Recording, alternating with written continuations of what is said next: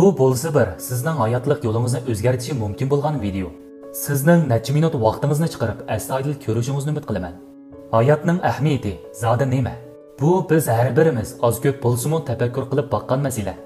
Hayotning ahamiyati muhabbatmi, kasbmi yoki pulmi? Dunyoga ko'z ochgan shu paytdan boshlab biz qaramoqqa butun kuchimiz bilan tirishayotgandek. Maktabda o'qigandan keyin natijamiz va aloylikimizni selishtiramiz. To'y qilgandan keyin xizmat va oilamizni selishtiramiz. Hatto o'lishdan burun yana qabrimizni selishtiramiz.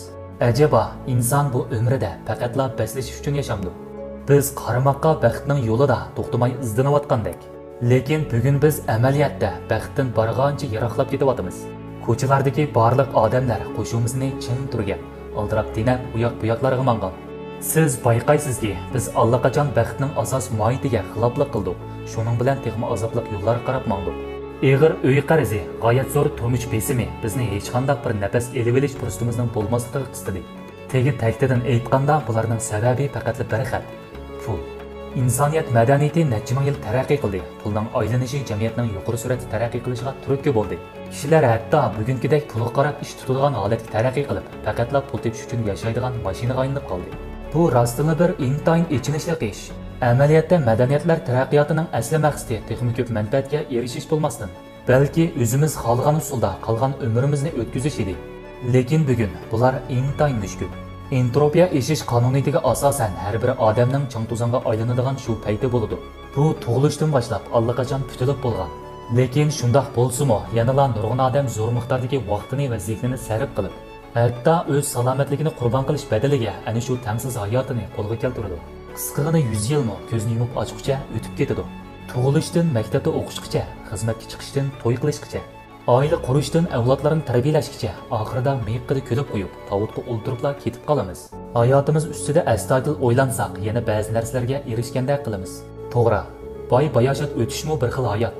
Lekin qo'risqitoq keyin butun o'tish yana qandoqsiga bir xil hayot bo'lmasin. Ko'p qism odamlarning umri intayin oddiy o'tadi, lekin bu rostilla ularning qobiliyatsizligiga vakillik qilmaydi. Az bir qism kishilar bir umr boy-bayashat o'tadi, lekin bu mo baxtga vakillik qila olmaydi.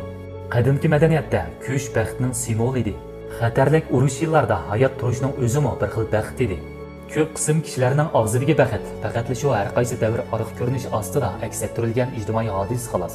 Ular qalbida amaliyotda nimaning baxt ekanligini asla tushunmaydi. Haqiqiy baxt bo'lsa bir xil yurakdan chiqqan parvosizlik. Boshqalarning ta'siriga uchramay, g'alit qarashlarni qabul qilmay, o'zini tinchlantirib, o'zi haqiqiy qilishni o'ylagan ishlarni qilishdir. Ammo odam texmi yaxshi yashashni o'ylaydi. Bu biz insonlarning tug'ma iqtidori. Lekin avj elayotgan qaroqlarcha baslashish, bargancha ig'rilishayotgan besimlar baxtli turmushning asli maqsadiga xiloflik qildi. Biz hamisha o'zimiz ega bo'lib boqmagan narsalarni qo'g'lashimiz. Lekin ehtiyotsizlikdan ko'z oldimizdagi eng qimmatli paytga sal qaraymiz. Eng oxirida demoqchi bo'lganim, sizning qabul qilish qilolmasligingizdan qat'iy nazar, nihoyat uzun yillardan keyin insoniyat madaniyatiga tava barliq izlarning hammasi so'yilib tugaydi. Siz ilgari mayli qanchalik shonliq natijalarni yaratgan bo'ling, mayli siz rahbar yoki ulug' odam bo'ling, biz hammamiz mangu yo'qolamiz. Xuddi olamda mavjud bo'lib boqmagan kabi. Olamning giganot o'lchami doirasi ostida tafsiliy o'ylansak, insonlarga munosabatlik barliq narsalarni amaliyotda tilga elishga marzimaydi. Bizning mavjud bo'lishimiz va yo'qolishimizning olamga nisbatan aytganda qilchilikmi ta'siri yo'q. Esingizda bo'lsinki, faqat siz o'limga haqiqiy yaqinlashgan vaqtingizda siz ondan tushunasizki, ruhiy jihatga bayashatlik hamon moddiy jihatga dövünlashdan texnik qimmatlik bo'ladi. Bizning subyektiv engimizdagi uy va mashinaning amaliyotda hech qanday ahamiyati va qimmati yo'q.